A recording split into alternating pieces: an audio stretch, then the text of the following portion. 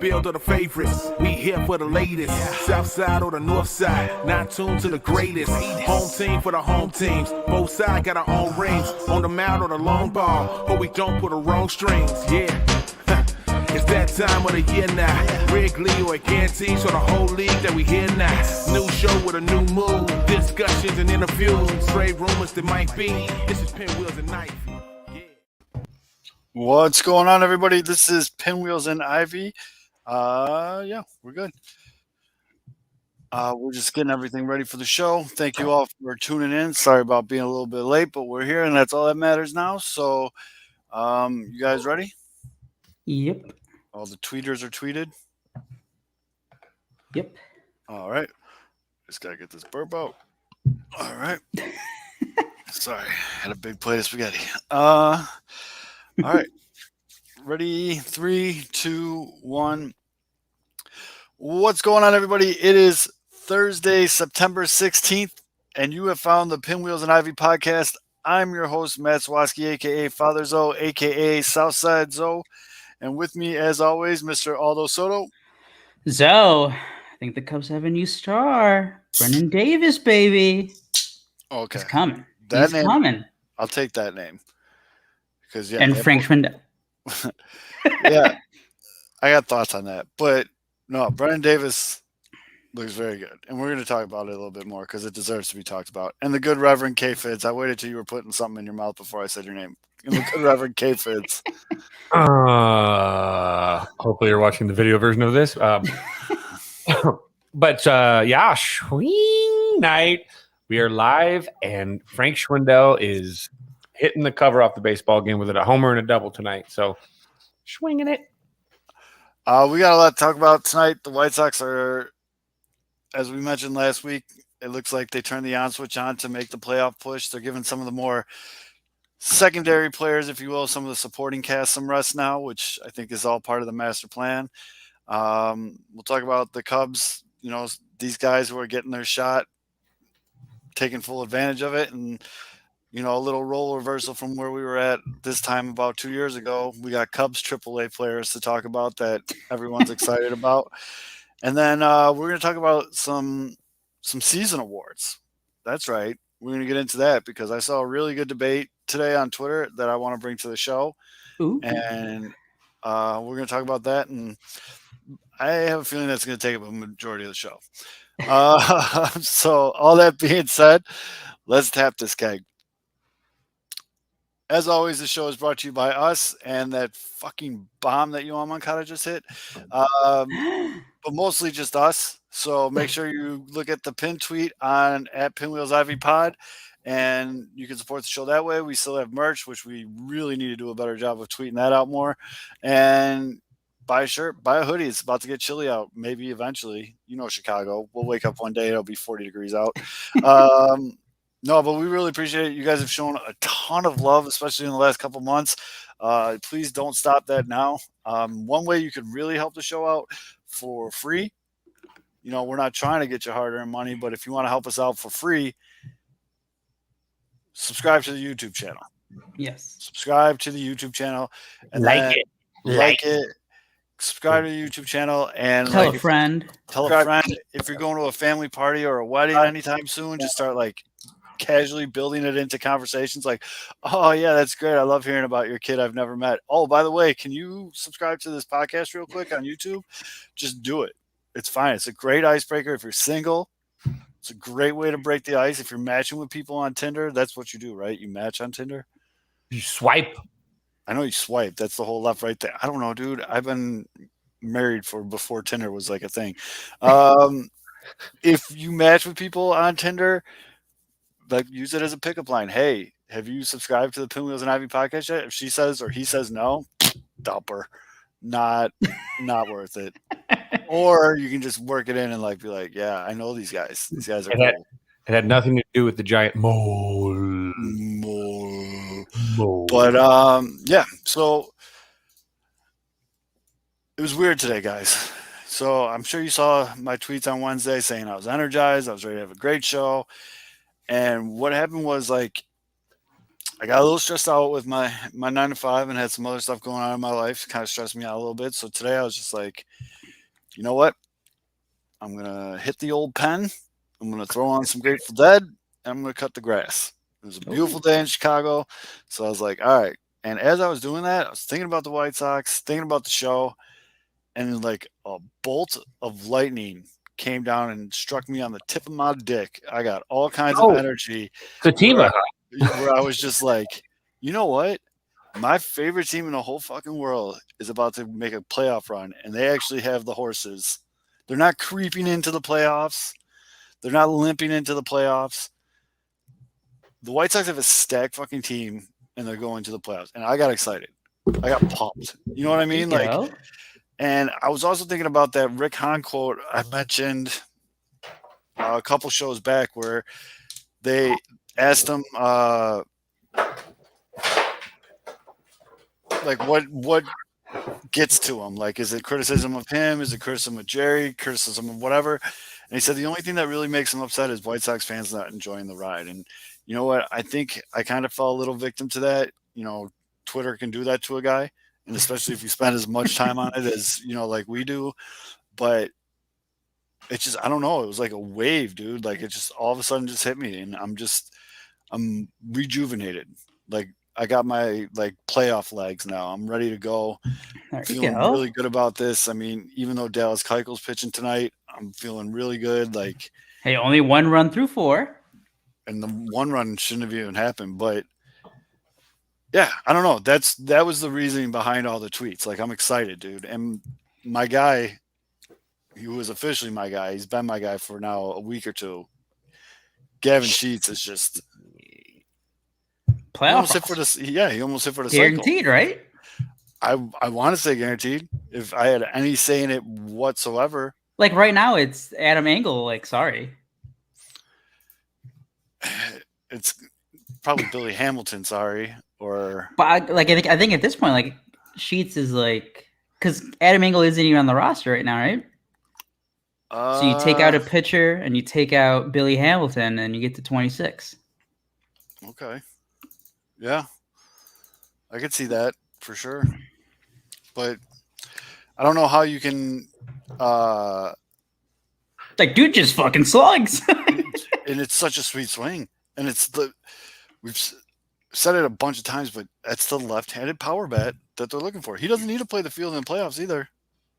I'm good with him at a DH2 that can bat in the bottom third of the lineup. Do you know how valuable that is to have that power just sitting?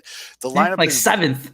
It anchors the bottom part of the lineup. Exactly. It creates an instant offense in a spot that generally usually has to grind to score a run. All of a sudden, you've got a 1 swinger back there, and that's makes it dangerous, and it makes them alter how they're going to actually approach that especially 7, 8, 9, because then you got to deal with Tim again. 100%, and it fits. And the big thing that I want to give kudos to Sheets about too is he could have easily got distraught or like pissed off or whatever when they sent him back down, even though he was playing pretty good. But he went to Charlotte. The first game he had in Charlotte, he hit a bomb. Like, he's just like, okay, cool. I'm gonna go. That tells me he's a professional. That tells me exactly. That tells me he understood the bigger picture. He knew he'd be back. He wasn't butthurt about it. He went down there, said, "Look, I'm just gonna go down and stay sharp. I'll be back, and my time will come." And he just stayed sharp, and he's obviously proven to stay. And it sounds so like duh, like why wouldn't everyone do that? But everyone doesn't do that. Guys don't do it. There's egos. On Instagram and do cryptic messages and then talk about Rise of the Phoenix or say he's going to China or something. I don't know, dude. But like, it's good. I'm very excited for this team right now. Very excited. It's like opening day all over again. I'm very excited. Minus Dallas Keuchel for this team, but Keuchel won't even be pitching in the playoffs. I mean, he's not pitching that bad tonight, but again, he's pitching against the Angels.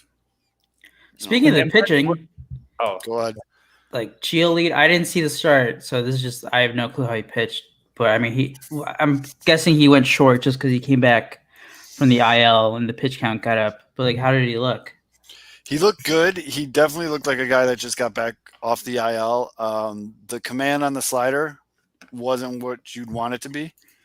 And that comes with, whatever, getting out there. He only pitched 4 innings. Yeah. He went 4 innings, gave up 3 hits, 3 runs, all 3 earned, struck out 8. The fastball location was there. He was moving it real nice. The velocity was okay. But the mistake pitches were made on the slider wasn't moving like he usually would like it to. And I think that just comes from, call it rust. Yeah. What's this say? Matt, Doctrine and Piss Missile Zone, not just Father Zo. It's Dr. Father Zo. There you go. That. Okay. I like that. I do think it's funny now that when people hit home runs, people like tweet it at me and say like piss missile ? And I'll be like, yes, certified. Like, there you go. I mean, you have to add that to your bio. Yeah, You I think I didn't learn might. you didn't learn that phrase on this show, did you? No, I think I stole it from Jared Carabas, to be honest with you. But I've taken ownership of it in White Sox Twitterville. It's a good catchphrase. It's fun. I mean, it's just funny. But Love it. Eloy just flied out with 102 mile an hour. I just like seeing him hit the ball hard again, though. That's good. And we're going to talk a little bit about Eloy in a minute. Fucking asshole giving me a heart attack. That was great, actually. Yeah, but no, Lucas Giolito looked okay. Like, nothing to cause concern from what I saw. Nothing that I was just like, oh man. It's just the biggest thing to me was it didn't look like he was getting over top of his slider. Mm-hmm. So, and here's the biggest thing now we've talked about on the show a ton of times now. It's the final 3 weeks now. It is time. It's time to ramp. Yeah. It's time to kick it in. It's time to light the fuse. It's time to get salty. It's time to start being that postseason beast. It's not a switch you can just turn on. You've got to build into it, and you got to have that mentality. And the mentality is an everyday thing. It's not a every other day thing. It's got to be an every day to the ballpark. Show up ready to go. A lot of games was like 14 games in 13 days or something like that, or 13 games and whatever. Got to come in and just you have to have the mindset, and you have to get into that killer mentality. You now need to be dream killers and season enders. That's the new mentality. You've got to go into it, and now they've got to start learning to cut throats, and that's huge. And it's funny that you say that, because if you remember at the beginning of the season, it was like almost like an unofficial marketing campaign for the White Sox. TA and Giolito did a bunch of interviews where they asked them what was different from last year. And they said, this year we're coming at it with a whole new mentality. We're going to try to kill people. We're going to try to, like, we were just kind of happy to be there last year. And then this year now it's like, no, we're going to be the team to beat. And I think you're starting to see it a little bit. I like to see some of the intensity that's coming out with these guys. I love seeing them run up the score on a bad team. You know what I mean? Like, I don't really think that's a thing in baseball. Like, keep going. You can't turn it off. It's, and so to see them put up 9, they're not really hitting right now as we record this on Wednesday night. It's 1-1 in I think the 4th or 5th right now. Top 5, Ohtani's batting. Holy cow, they just showed behind Ohtani on the first baseline because he's a lefty, and there's like 50 Asian people all with their phones out. Like, I think that's cool. That's how you grow the game. He was actually again. Time Magazine just named him one of the most influential people of 2021. I mean, that's awesome. What he's doing. Like, we talked about it like ever since he finally got healthy and could pitch. And it's like, well, if Ohtani can go a full season, and if he makes 20 starts and he's pretty good, and if he's like a pretty good hitter, could he win MVP? And I know we'll get into this later, but he's doing it. Yep. It's like, wow. Oh yeah. And then going back to the Sox finishing the season, besides, the Angels, pretty mediocre team. Texas is a bad team. The Tigers are below 500, but the Tigers have been giving the Sox, pretty good fight this year. After that, they had that big 5-game series against, a long series against Cleveland, the 5-gamer, right. And then Cincy, and then Detroit again. So, it's going to be a pretty good test, because it's not going to be like, all these teams. It's not like they're facing, like the Orioles. Right. Or these just bottom teams are just like, oh, can we just end the season already? I maybe there's going to be a bit of that with maybe the Tiger, teams that are out of the playoffs, but they'll still get up, interdivision game. So that's going to be good for them too. Just teams are actually still going to be trying against them. No, 100%. And but to that point too, like Texas, Detroit, Cleveland, Detroit, these. So, It's a good balance. It's like they're kind of decent, but it's not like but it's great to get their timing. And right. get rolling. Like they're not playing the Orioles, but on the other hand, they're not going down to Tampa Bay. You know what I mean? Like I agree. Like they're not in danger of like, oh shit, we just lost 5 of 7.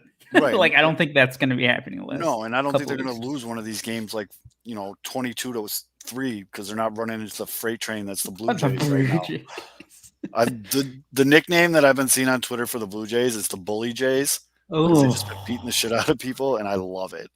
I hope they're they make fun the to playoffs. see. I mean, a lineage-based team that is talented supremely and are playing high-level baseball at the same time together, that's a lot of talent playing well all at once. I mean, up and down that lineup is all like if we talk about the Sox all year, like the Sox have been healthy until like right now, I guess, kind of. But the Blue Jays, man, holy shit, that lineup. Oof. And that's with some guys like not really like George Springer has been healthy, not healthy at all this season. No, he's been completely on and off, but they've had, I mean, and like you mentioned with Ohtani, we'll talk about it, but the season Vladdy Jr. is having is Triple Crown, right? It's close. Close. He's real close. And 45 Jack now, right? I mean, 45. I think we're starting to see like a small snippet of what Bo Bichette could be. And like Marcus Simeon's he's got like 70 something extra base hits. Some crazy number. Like they're a very good team, very dangerous team. And Robbie Ray or whatever the fuck is, Captain Tight Pants is a legit Cy Young Award candidate. And the team's clicking. Their bullpen kind of sucks, but doesn't matter when you score 20 runs. Sure does help. The other thing, though, that I did want to mention, though, so Tuesday night, Giolito gave up a hit, and it was going to hit the top of the wall. And Eloy, being Eloy, it looked like, Bambi learning to walk, but he turned his hips, he opened his hips and got back there, and he jumped into the fucking wall. And he made the catch, and then the big goofball laid on the ground for what felt like 2 years, and then threw up the peace sign while he was laying down and got up with a big smile on his face. Now, the guys in the bullpen kind of gave it away a little bit because they started laughing and smiling, but it was great to see like Giolito was staring out there, and he was just like waiting for it. And as soon as he threw up the piece, like Giolito started going crazy. Like, but every White Sox fan collectively was holding their breath at that time. Welcome to the Eloy Jimenez experience. He made the catch, by the way. Oh yeah, it was a great catch. It was a great catch, but it's funny because like most of White Sox Twitter and most of the people that I follow and like really respect their opinion all tweeted out the same quote. Great catch, now never fucking do that again. From Major League. Nice catch. And then of course I can do it again. Well, that was actually really That was pretty good, Kevin. Pretty good. Really good. But then there was a faction of older White Sox Twitter. I like to see that hustle. I don't want him to be pulling up and not making the tough plays. And it's like, I get that. And I get what you're saying, but yeah, I want to look in September with a 50 game lead in the division. And on a game on September 14th with a 12-game lead in the division against the Angels, that is one of those arguments where it's like you never want to take like that just that drive like that an athlete's gonna have, like they're always gonna want to make a play, and like you never want to tell them like, hey, don't go out there because like maybe you get to the point where like they kind of like have to and then they injure themselves, so you don't want that to happen either on the other end. But yeah, no, I completely agree with like it's the middle of September, you're up by like what 10 11 games in the division. It's all right if Lucas Giolito gives up a double off the wall or whatever it is. Right. It wouldn't have been the end of the world, and the White Sox ended up winning. I think it was like 9-2 or 9-3 anyways, so it's fine. What did they win? 9-3. We were all about facts on this show, so I had to make sure I got that right. And yeah, Tony, after the game, thank you, Alex. Tony Eloy's got to cut that off. Like, just knock it off, dude. Like you're too. Speaking of Alex, Kevin, do you want to address this? What? Well, wait. What is his chat now? What is he throwing in there? Oh yeah, I was just messaging him actually on the bottom part saying my shit's tight. So, who has 2 thumbs and is having sex tonight? I was playing All right. with 2 thumbs. Kevin pointed at Zoe and me, so thank you. Yeah, that was kind of it was kind of weird. We made eye contact for a minute Yeah. there. It was Vinegar stroke. Yeah, it was kind of weird, but yeah, I mean, so the other thing though about the rest of the supporting cast, I mean, I don't think Tim Anderson is the supporting cast by any means, but Uncle Tony definitely said that he's going to alternate days with Tim Anderson and Lurie Garcia for the foreseeable future. So does that worry you at all? Tim, obviously that means Tim Anderson is not full go yet, which is fine. Just be ready by October, but right. I think I'll start to worry if this goes on rather long. Like if he just does it for the next couple games, like Tim Anderson's not playing on Wednesday night. Lurie Garcia's in at shortstop. He played on Tuesday night, which was that lineup looks so good with his name on the top. But yeah, it's not great, but it doesn't really freak me out that much. Now they got tonight. They're playing Wednesday night against the Angels. They got to keep Thursday against the Angels, and then Friday, Saturday, Sunday versus Texas. Like if it goes past Sunday, then yeah, I'm going to start being like something's really fucked up here. You know what I mean? Like the Texas series to me, that's a let's play whoever the fuck we want to play. That's gonna be the Gavin Sheets series. Gavin Sheets is gonna hit in Arlington. Yes, yeah. Gavin Sheets is gonna and it's gonna be those the fucking who is the guy? Nomar Mazara 500-foot home runs too. Don't you put that on Gavin Sheets. Well, the probables for the Texas series is a lefty, and then a righty. So I don't know if we're going to see. Oh, damn. Yeah. So that might get kiboshed. All right. So a 4 home run game against that righty. But yeah, I mean, that's where you could start resting guys. I think we're going to see we might see 3 getaway lineups in that series in Texas. Like it really just doesn't matter whatsoever. It's gonna be hot as hell. Oh wait, no, I forgot. They play in that hideous warehouse. Yep, they play in the warehouse. The games there, I know, the games in all the domes look weird, and Toronto or Tampa Bay looks weird all the time.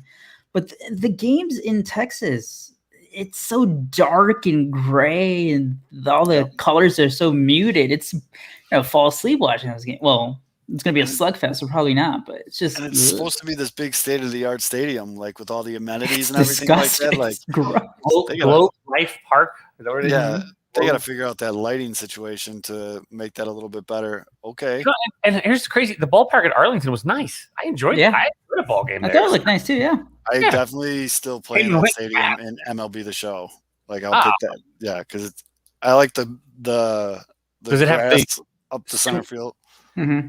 Does it have simulated beehives or swarms of bees that congregate in the right field bleachers? That happened while I was there. They had to cut a whole stick. That sounds extremely specific. Correct. They're like, I have to go time.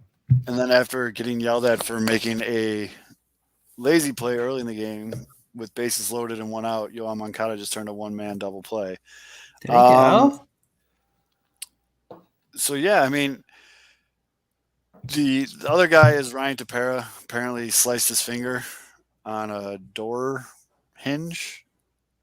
I don't know. They said it doesn't require stitches, but to me that just says this dude's pitched a shit ton of innings.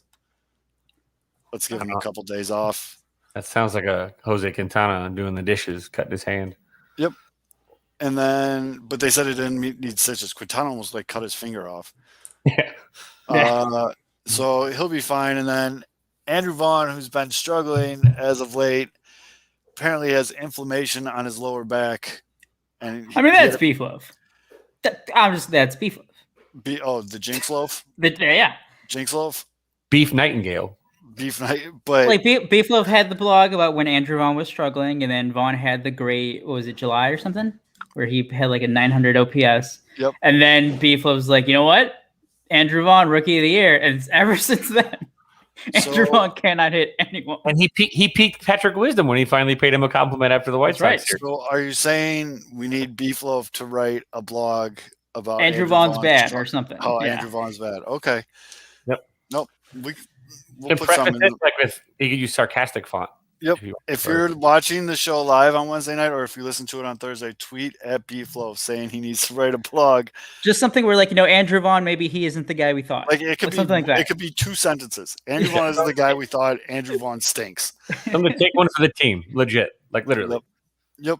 So, And then Andrew Vaughn's going to go on to win, like ALCS MVP or something.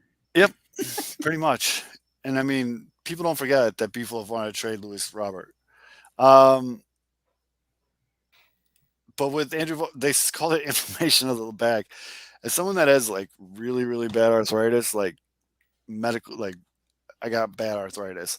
If you got inflammation of the back, Says I need a backiotomy. yeah, you could, and you're a professional athlete, you could take 4 ibuprofen and be ready to go in like 30 minutes. So that's just take it easy, kid type rest for him. I think I do enjoy this is one of my new favorite games is reading the injuries that they use to give these guys unsolicited breaks, which is fantastic. Could you imagine if this was like hockey? Wait, let me clear this up. This was before he played one pitch in MLB. Like, this was not like this season. Put it that way. And as I say that, Gavin Sheets hit a double. There you go. Kid slugs. Mm-hmm. Dude, Gavin kid's Bonds. just hitting. Kid's just hitting, dude. Just all around. But, yeah, that's all. I mean, I'm just really, really excited. I'm excited about the White Sox. I'm excited about this playoff push. Games are really fun to watch. It's just, Craig Kimbrell making it exciting for you guys. dude, I don't. So against his former team, I have to say, he has not been good. no, just against the Cubs and the Red Sox. That sports Bakri piece about like it being like one of the lowest rated trade like grade ratings or whatever. Yeah, that one got a little bit. Yeah, I mean, Old cousins on Facebook were even sharing that. I'm like, oh look, they actually mockery.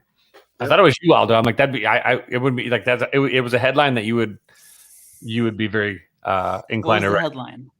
Something like I can't remember what it is, but I thought it was like what's wrong with what's wrong with Kimbrel and like something, yeah, like the trade, like the grade of the trade or whatever. Now you see Nick Magical working out, so get jealous. yeah, no, I've seen a couple his interviews when he's wearing all the Cubs uniform. He just did a bunch of interviews at Wrigley Field too, talking about how like he's ready to play and like he's excited for this new opportunity and all this stuff. And it's just weird seeing him in. I remember, I think it was last week when he was at Wrigley and they had the interviews and they did something on Instagram with him and they were doing like Q&A with like fans. And at the end, like he just had like, someone was like, "Can I have your autograph?" And he just like, signed the whatever selfie on the on Instagram. But like he is still so shy. Like he couldn't even smile. He was just kind of like, is this over? Can you get the camera out of my face, please? I don't think he's a big media guy. His read, like for NBC Sports, whatever, with the White Sox game, where you just literally have to say like, "Hi, I'm Nick Madrigal. You're watching NBC Sports Chicago." It's him and Cease have the most painful ones. They are brutal. They literally look like a Taliban hostage video. Like they're just like, "Hi, I'm Nick Madrigal, and blink, you are blink. watching." Yeah, Blink, blink, blink. it's Blink, just blink, blink, they're blink, brutal. blink. Yeah, Nick, at 300, you can be as robotic as you want to be. yeah. Hey, I'm all for it. They're Start brutal, singing. but You're singing the Showbiz Pizza too, and you're like, wait, what the hell just happened to Madrigal? yeah, I don't think we have to worry about Nick going the Hollywood lifestyle anytime soon. It'd be funny if you did. It would be fun. Got a game time. Just got a game tying home run in the Cubs game. Bye. Robinson, Chirinos? Chirinos. Robinson Chirinos. Sweet. Okay, quick pivot. We'll Yeah, that's pivot fine. back. No, we can This is pivot back. Chirinos. Robinson Chirinos, Wilson Contreras is back up 20 22. I'm fine with that. He's been pretty good as a veteran backup catcher. This is Teresa's team. But I really wanted to talk, one about the guys on the Cubs that are getting their shot right now, making the most of it. I think it's great. I think we talked about it last week a lot. Like, I think it's fantastic that these guys are, making the best of their situation. But how much do you think it is because they know, like, there's no pressure? Well, they're playing for their jobs for somewhere else. A lot of these guys might not have a contract after the season, and they're trying to show off, so they have something to kind of negotiate with on the way out. That's where it's tough, though. Because that's the thing. Just like 2020, did that mean anything? For some players, maybe it did. For other players, it's not looking like it did.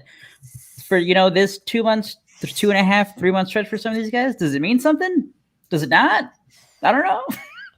Yeah, I don't know, and that's the scary part, the unknown. That's always, as a fan, there's always the most. When we talk about players, the future of teams, the unknown is always the scariest part because you don't know if does this mean anything? If it does, like the part of Schwindel, if this means something, like holy shit, what a fucking steal! Cubs have a perfect first base DH option for like nothing, for dirt cheap. that's Great, fantastic, great job, Jed Hoyer, front office, fucking A+ job. Got the guy for nothing.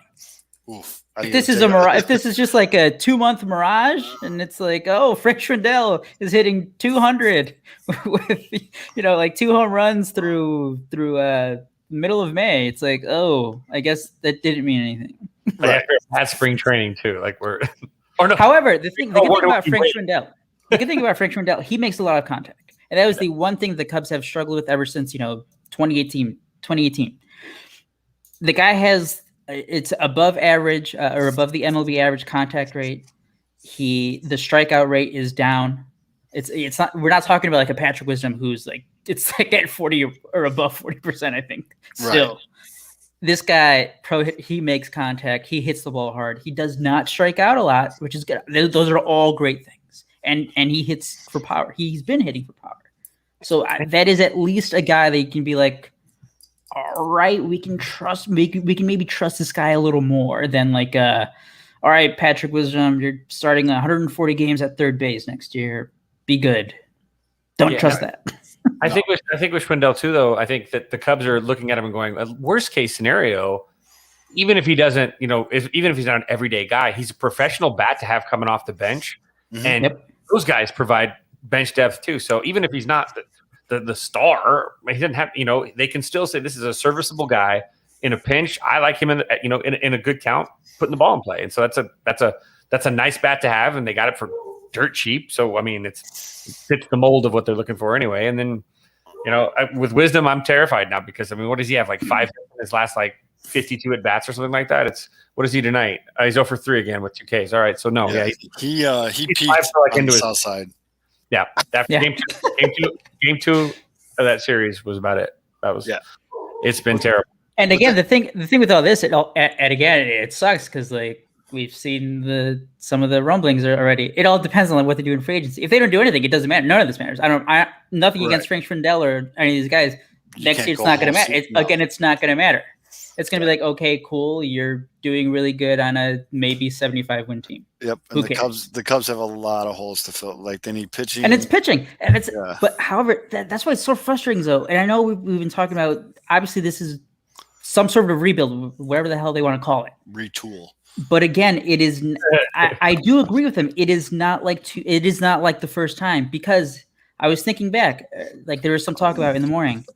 Think about the 2012 Cubs. Think about the Cubs right now. Who on that 2012 Cubs was Nico Horner? Or who on that 2012 Cubs was Nick Madrigal? Who on that team was Wilson Contreras? Who was even like a Frank Schwindel? Right.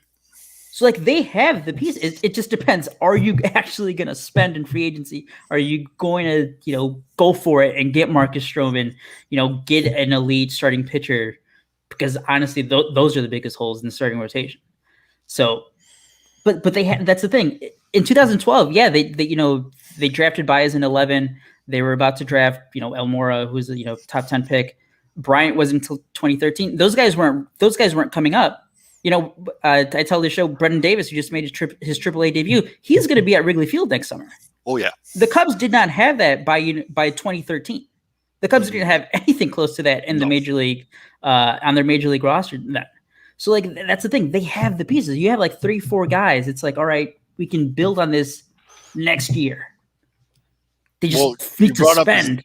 You brought up his name. Oof. Brennen Davis, 2 home runs, first 2 at bats at AAA on Tuesday night, first 2 at bats Wednesday night, 2 for 2, 2 more singles. Yep, and I mean they weren't cheapies.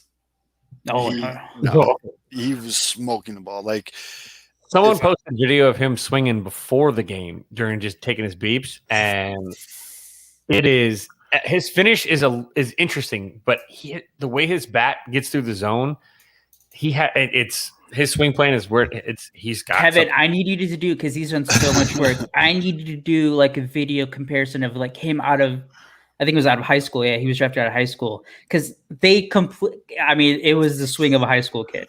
It was absolute garbage. He just completely dropped everything he was doing, and the Cubs just gave him a brand new everything, because it was gross. And again, he was like he's a tall guy, but he was just all wiry. It was like, man, this guy better grow into his frame, and he has. So it's dare I say it? His swing path to me reminded me, and then I can actually say this because I'm old as hell, as a young Gary Sheffield. Ooh. That's what the swing path looked like to me, because not the pre-pitch stuff, not the pre-pitch stuff, just the bat path itself and the finish too, because the finish is a little bit unorthodox, just a tiny bit. But it looks like he's swinging. He has like a giant disc around him. His bat speed is so good as it comes through the zone. It just looks like he's swinging like a lightsaber. And the way he hit that baseball last night. What happens though? Besides the shirtless guy that slipped and fell on home run number 2 and ate shit into the back. First and third, 1 out. Sheets on third. Cesar did his job. He made contact, but it was like a blooper to the right side, and the first baseman played it on the grass and threw Sheets out at home by like a mile. Like, wasn't even close. He was definitely going on contact. Ghost. Yeah, he was going on contact, but I mean, that was The other interesting thing about Brennen Davis throughout his career, I think at every single level, he has. Okay, I don't know if it was just like at AA or like this year, the past, 2020 they didn't play in the minor leagues, but I think at every single level he has always faced pitching that has been older than him. Like he's always been the youngest guy, right? Which is like, great in terms of like hitter pitcher matchup, I think, or like at AA every single at bat. I forget what the stat is, but it's something crazy like that. But again, at every level he succeeded, right? And he's doing it against a more experienced guys at every level. And you want to you can't not mention Brennen Davis if you don't mention when you watch him when I'm watching him in the box, he looks very familiar to me as a UNLV basketball fan, because he does look like his dad, Reggie Theus. And that's his dad. Yeah, he's got fantastic genes. His mother was a track runner, track star at UCLA. She might have even run in the Olympics. I'm not entirely sure. She's a runner. She's a track star. He doesn't have a relationship with his father, but that's where his genes came from, and he looks a lot like a young Reggie Theus, but he's playing baseball. So there's like that incredible athletic ability that's inside of him too. He has the makings of a professional athlete, period. Like he's got the it. You can't miss the it. It's there. It's blatant. He's got the glow. If this was the end of Barry Gordy's The Last Dragon, he got the glow. Top 5 movie. Yeah, absolutely. So that's where he's at. I mean, it's so incredible to watch. This is. I mean, obviously, it's the best prospect they've had since KB. You have to. I mean, this. No doubt. It's definitely worth getting excited for. And I mean, we've talked about it on the show a bunch of times. We have a chat, us three, that we talk daily and stuff. And you guys put the videos in there anytime he does anything, and I watch all of them. And the kid, you get that feeling from him. He's going to be a special player. He's going to be as long as he stays healthy, he's going to be a special player. I see him paired up with Crow Armstrong, also another freak. That once he's healthy, could be, if he's healthy, maybe almost on the level, possibly. I mean, that kid is also that kind of gifted. So I do want to talk. Oh, Luis, end of season. He just missed a fastball. This is just like a preview for when we do our live streams during like the end of Sox postseason games. Oh yeah, that's gonna be a little bit more emotional. But I want to start end of season awards because I'm going to start out with the big debate because I saw this going back and forth, and I mean you can make really, really good cases for either one of these guys. That's the hard part. MVP, American League MVP. So you have Vladdy Jr., who could very possibly win the Triple Crown on a team that might sneak into the playoffs. And then you have Shohei Ohtani, who's doing something that no one alive has ever seen before. And not only is he just doing it, he's doing it at a ridiculous level. Like, I don't even know how to describe it because I've never seen it before. Yeah. And his team sucks, though. Yeah.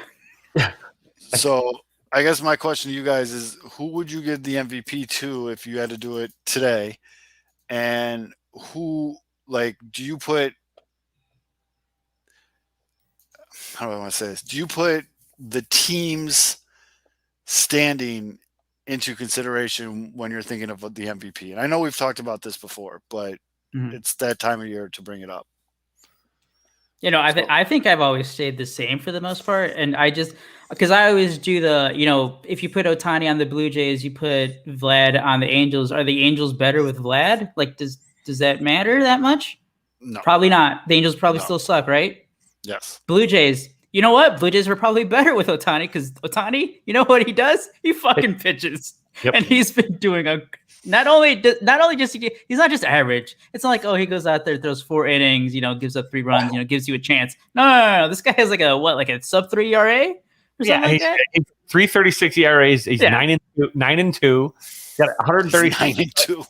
Yeah, 136 strikeouts in 115 and a third innings pitched.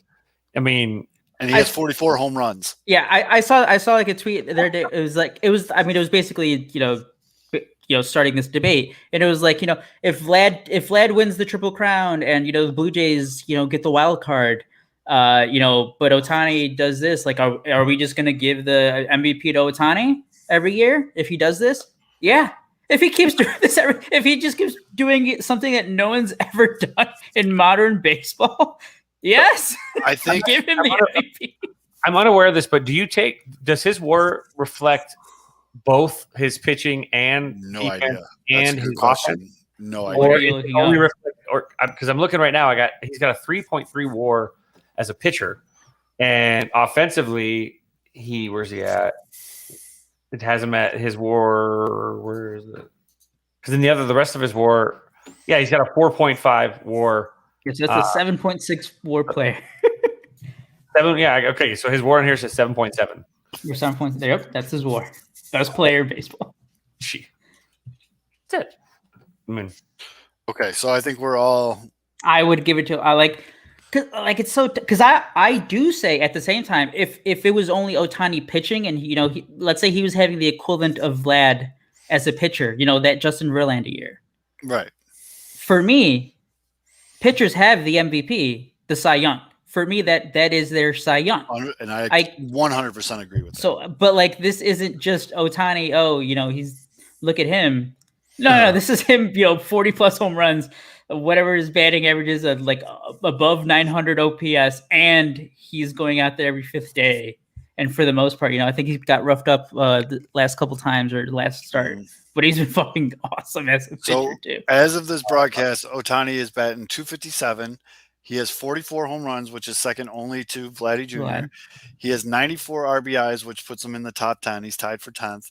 And he has a 965 OPS, which is good for 5th best. I mean, and he's 9-2. We haven't seen this. No. Score alert, old friend alert for White Sox fans. Cody here just gave up a solo jack in the what is this? Where are we at now? The bottom of the Cubs lost the trade. You happy now, Zoe? Bottom of the 8th inning. Yeah, he just gave up a Cubs lost the trade. So, and like, that's the thing. It's not like if Ohtani was just like average. Like, if he was an average pitcher, I'd be like, bases. Yeah. Good point, Nathan. Thank you for that. Yes. And Yeah, Otani even stole that. 20 bases. Like, let's say like he was Jesus Christ, that's if sick. if he was an average pitcher, if he was only averaging 4.5 innings or whatever, 4 1/3, he had like a 4.23 ERA, and he was like, okay, like he's all right. Like I wouldn't be like, yeah, look at him, he's starting and he's hitting. No. He has been like at times one of the top pitchers in the American League.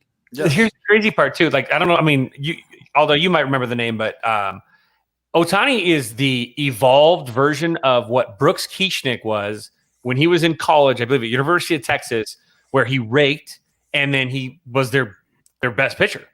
Like the guy that he could pitch, he could hit. He was he could play the outfield. And Otani is that, but just incredible, like evolutionarily wise, higher at this point. Like he does it better, like because he's fast. What he does is, I mean, it's incredible. Baseball's never seen anything like this before, ever. Not since the day when players like Babe Ruth pitched. Like we're talking about the 100 years, whatever.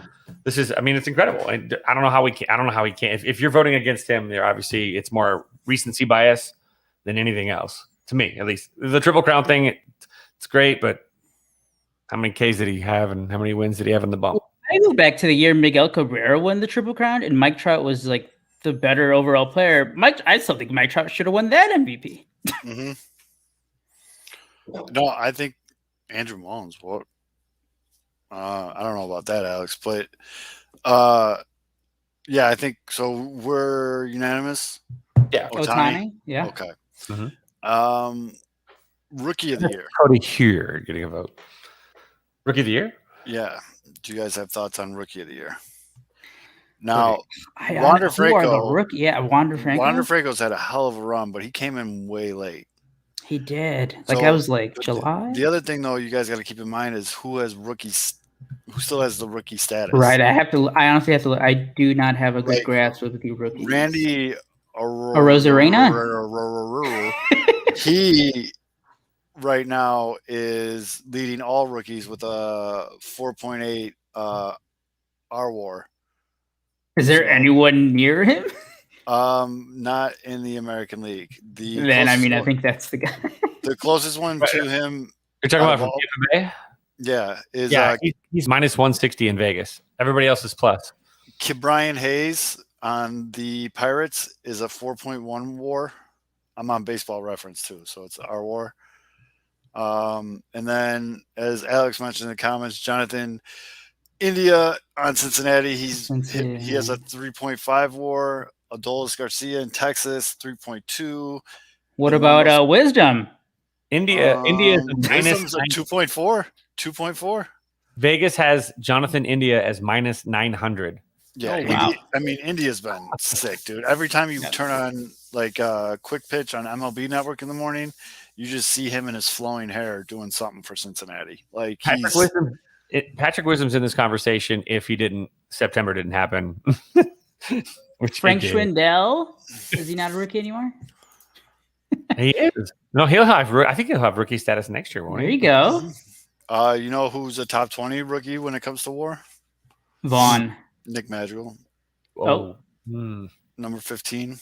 Oh, that's right, because he got hurt last year. He didn't play all of 2020. He's still a rookie. And I mean, like Jazz Chisholm, great story. He's having a good year, but he's under a 2 WAR. Right now, your WAR leaders as far as rookies is you got Randy, Brian Hayes, Jonathan India, Adolis Garcia, Edmundo Sosa, Wander Franco, Patrick Wisdom, Dylan Carlson, Tyler Stevenson, and then Jazz Chisholm. Yeah, I think Randy has it. And then the guy from Garcia from Texas, that was another guy. It's funny, actually. The two rookies who have the highest WAR were both both part of the Cardinals organization. Randy Arozarena was traded for I forget who a couple years ago. And then Garcia, I think, he was just let go by them. So, good job, Cardinals.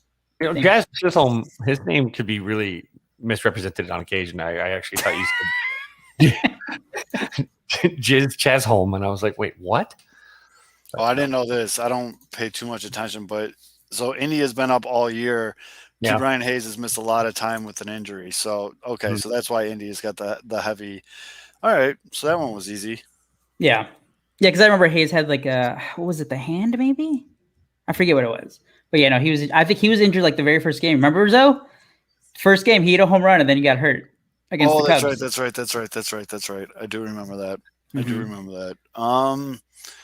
And then one that's a little bit closer, because I didn't realize that Rookie of the Year was going to be so cut and dry. That was easy.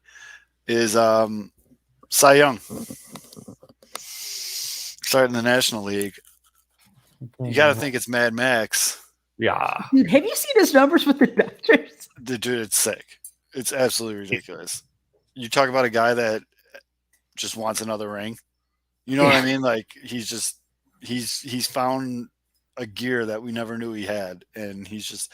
But the other thing, though, I don't think he's going to win the Cy Young, but I didn't realize it until it was pointed out to me today. Julio Urias. He's been fantastic. Motherfucker's got 17 wins. He's been fantastic. Yep. Dude, he has been unreal good. I mean, he doesn't have the ERA that Mad Max does or anything like that, but like, good Lord, Julio. And he's a guy that Dodgers, I remember like 2 years ago or last year or whatever, people were saying, oh, he stinks, put him in the pen, blah, blah, what happened? Matt Duffy just hit a game-tying home run in the top of the ninth. There you go, Matt Duffy. Duff Manzo. Duff. 2015 NL rookie runner-up. Schwindel just took a hack just out too. That was great. But I mean, Corbin Burns, maybe. Shout out to Urias though. 17-3, 2.98 ERA, 175 Ks with a 1.03 whip.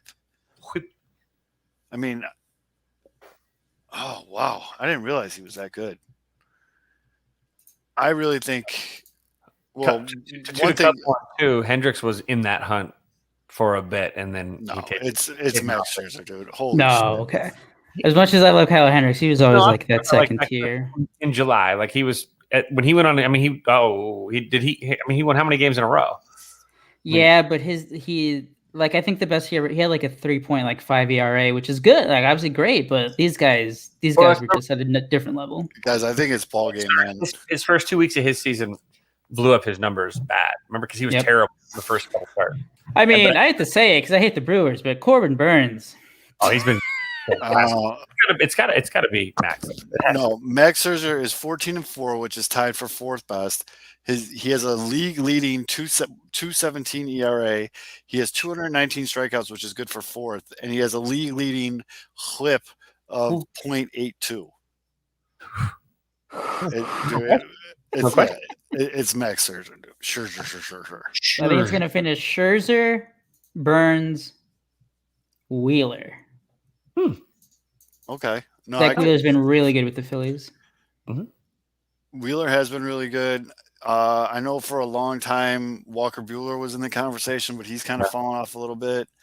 But no, holy shit! I'm looking at Fangraphs.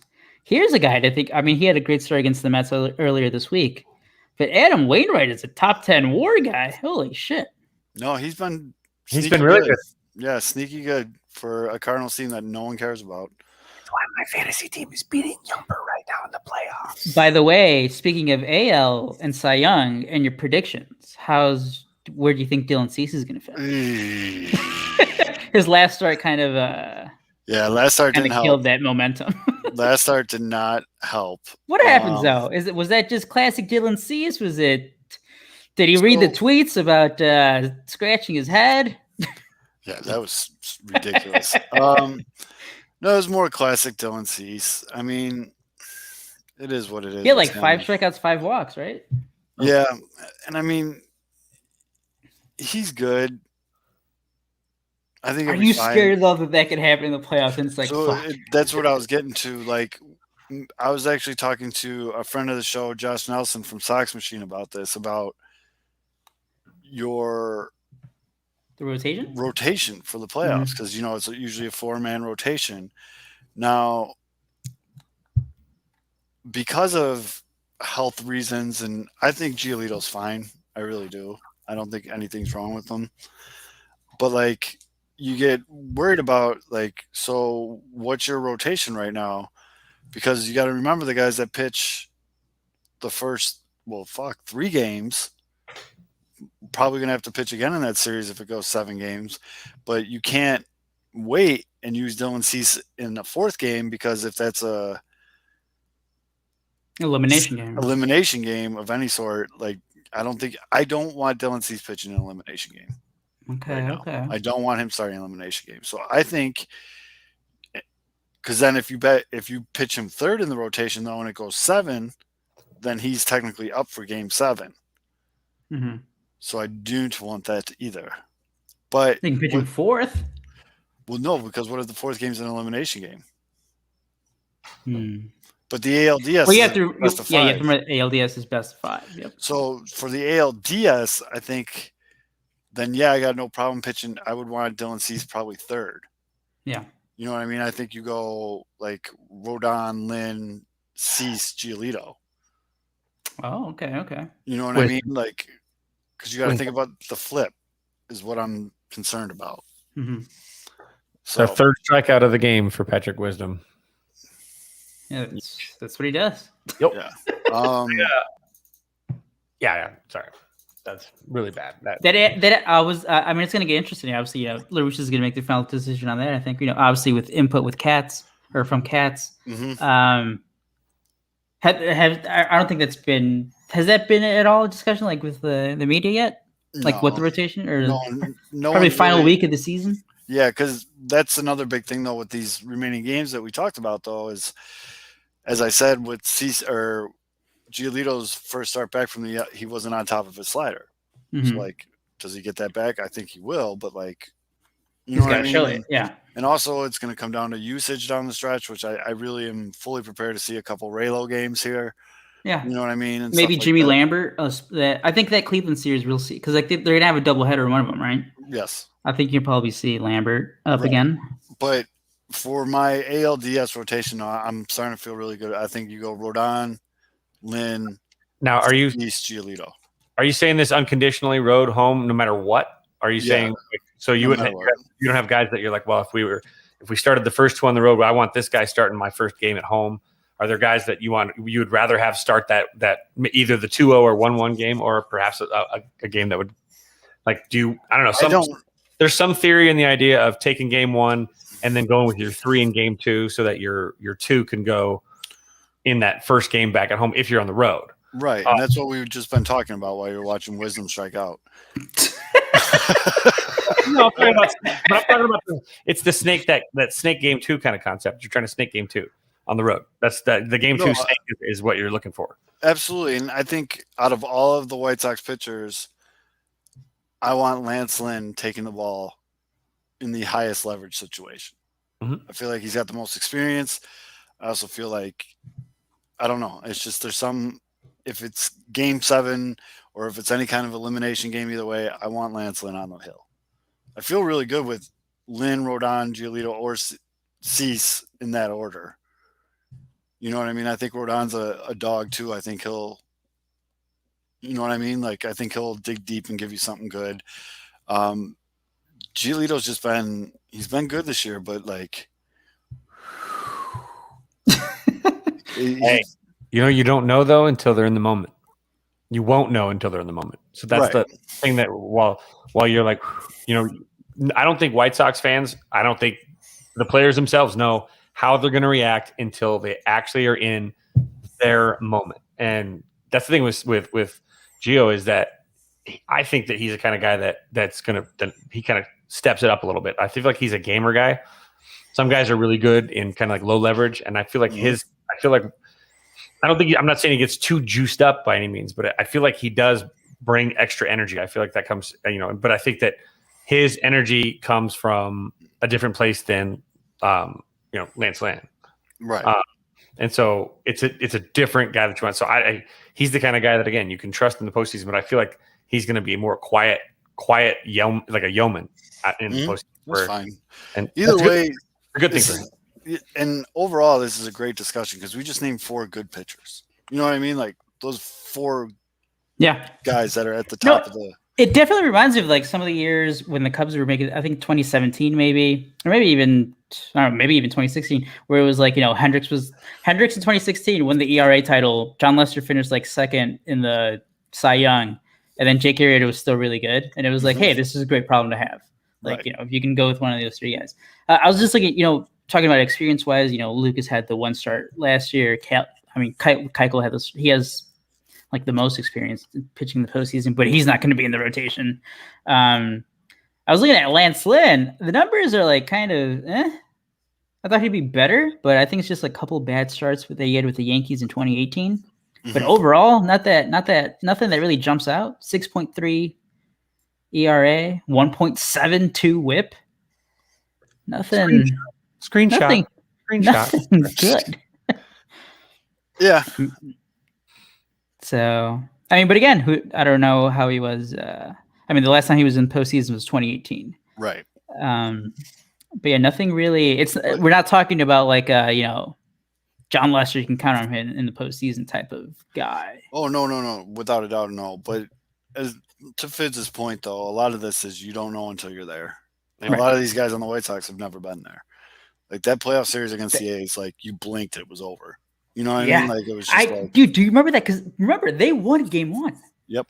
And it was like, holy shit, here we go. Just need one more and we're on to the next round. It's like everything kind of just it happened. That's the thing. It just happened so fast. Right. It's like fuck. A's are just boom. It's 4-0 or whatever it was. Yeah, it just like I feel like you blinked and it was over. And a lot of, it was good for some of these guys to be there as much as they were there, but also shout out Yasmani Grandal just got his 500th RBI. There you go. An even bigger shout out to Jose Abreu from scoring from second on a single. I think I saw the other day. Yasmani Grandal has more RBIs than hits this year. Yeah, and 30 games in a row now he's been on base. That's New incredible. record, right? Or some second. record. I think he's second, but There you go. and in even better news, they finally got Dallas Keuchel out this goddamn game, and Kopech's in 2-2 in the top of the seventh. But yeah, at the end of the day, I really think the White Sox, and this is what I was talking about at the beginning of the whole show. The White Sox have the horses. Yes. They 100% have the horses. It's something to feel good about. I'm not worried about an elimination game turning into a bullpen game. Jesus fucking Christ. Yeah. Oh, yeah. I remember that was the big thing for remember it was game so 2. bad. They were down, and it was like, wait, why is Dylan Cease warming up in the bullpen? I thought he was going to start game 3. Guess not. No, and that was God. Dane Dunning Dunning. Yeah. It was bad. It was bad. Right now we got a little Michael Kopech versus Ohtani matchup. Ooh. 2-0. And then Let's do some play-by-play. Keep going. All right, we got the ponytail. He's looking pretty ferocious right now. It's a big stare down. 2-0, top 7, 2-2 tie. Ohtani's out. Camera's out galore. We got videotaping. Nobody on base? Well, 100 miles an hour, but it was at his shin. So we got a 3-0 count. 3-0 count. Does he let it loose, Kevin? As a coach, what are you saying? 3-0 green light? Always. Tie game All right. in the 7th. Yeah, okay. Last 3-0. Kopech fastball coming? No freebies. Ohtani does not look phased. This man never looks phased. No My boy Al sitting second row. What's up, Al? I can see you back there. 101 mile an hour, right at the bottom of the zone. Ump gives him a little mercy call. He likes this matchup. He wants to see it go on. But we got 3-1. We got 3-1 count. 3-1 count. Otani's facial expression does not change. What do you think? Another fastball? Michael Kopech's beard is looking fierce right now, by the way. It's a little shifted too, which I can appreciate. I got the shifted beard too, so we might be related.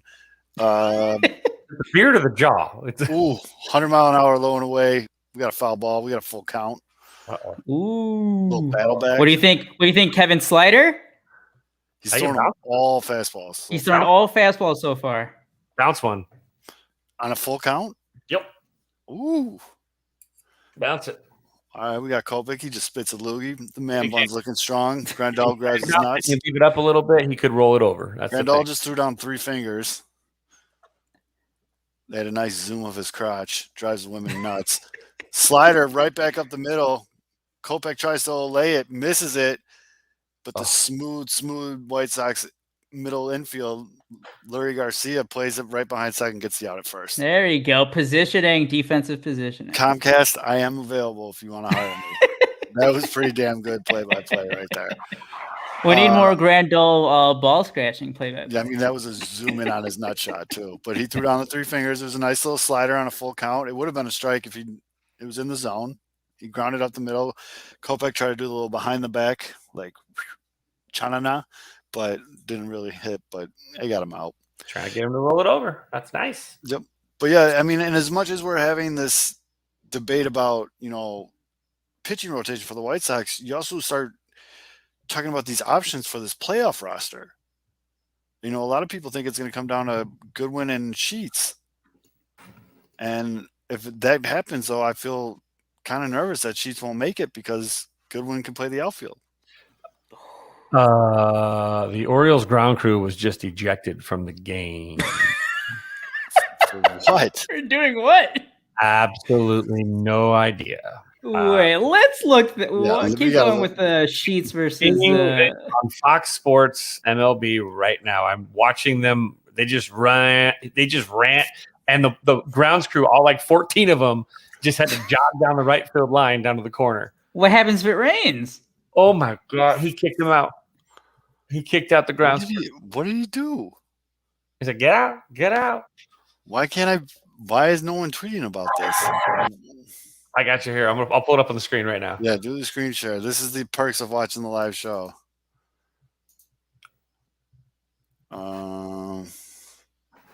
Apparently the video was sent to me. They were technically in the field of play while the game was still going on. They're behind the tarp. That's hilarious, dude. Look at him kick it out. Like he kicks him out. He's like, "You're gone. Get out. Get out." Just go." Somebody's out. Somebody's out. Whoa. Yeah, it's some people. An emphatic. All of them. Oh,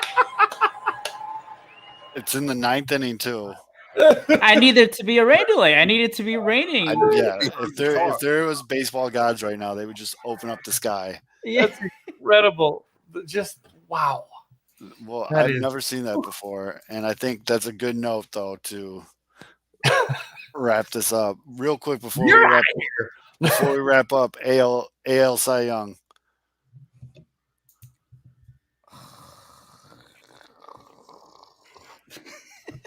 Is it Robbie Ray? I was dead. Remember Robbie Ray? We were like, why did the Blue Jays pay him like 11 million or whatever it was? Yeah. Holy, what a fucking bargain for the Blue Jays. I mean, and you save money on pants fabric. So Or the spider tack hole. Speaking of the Orioles and Robbie Ray was getting in, like, remember that shouting match with Brandon Hyde? Which was Was it hilarious. last week? Mhm. Oh, the scouting match. Yeah, that's fantastic. I think Robbie Ray right now is your AL Cy Young. Possible. Oh, by the way, here we go. Watching Yankees, Orioles, and the umpire instructed the grounds crew, which was standing ready by the tarp to leave the field. It started pouring. It did start to pour a minute later. That's hilarious. So it just seems like because they were on the feet, like what? Because they were on the field getting ready to do their job, tarp? do what What? they're supposed to do. By the way, if it's Robbie Ray, the last time an AL pitcher won the Cy Young while putting up less than a 7.0 B WAR was Rick Porcello in 2016. Damn. Ooh. That's either Robbie Ray or Garrett Cole. By the way, No, so it did happen right after the ejection. It started pouring. See, baseball god. They're The Cubs real. walked off on, by the way. Cubs just got ouch. Top 10 pick. On a pass ball. Ooh, not a good look, Cubs. Cubes. Or is it? Kopech's just dialing up. Kopech is dialing up triple digits. Yeah. Whoa. So if you want more, Robbie Ray. if you want more of my play-by-play, just get ready for these Pass playoff ball. games. That's a total pass ball. That's crossed up is what it is, really, actually. He Who is crossed the pitcher? I mean, that's a straight cross up. That ball, he's looking fastball in, and that ball Was it Manrod? McGill. Fucking Oh, that guy, though. Every time Trevor, or I forget his first name, McGill McGill. is the Cubs version of Jose Ruiz. Oh, yeah. When McGill's in the game, the Cubs are either losing or they're about to be losing. The same thing for Jose Ruiz. The Kopech White just Sox. threw a 100-mile-an-hour dart for strikes when you get out of the inning. 9.33 ERA. Stay hot. Yeah, no, McGill. That's the guy when you want to lose the game, put him out there. He's so large though. He's 6'8". You know, he's fucking huge, but he's terrible. I'm like, Jesus. Woo. Go Cubs. Oh, wow. Go Cubs. Frank Schwindel had a good game. That's all that matters, though. We got to celebrate the little things. Exactly. Celebrate the little things. The Blues in Chicago. So next week, I think we'll do our playoff roster. Ooh, dissect. Yeah, we'll do that next week. Dude, the Iowa Cubs going to the playoffs? Maybe. Oh. Kevin, we have to look up the minor league. Are the minor league affiliates having playoffs? Anybody close? Please. Let's look up at the AA Tennessee Smokies. Let's see their playoff roster. Come on. All right, so we'll break all that down and much more. Make sure you're following us at Pinwheels Ivy Pod on Twitter. Link at the top of the feed to support the show. Everyone, don't forget to tell Beefloaf to write an anti-Andrew Vaughn article.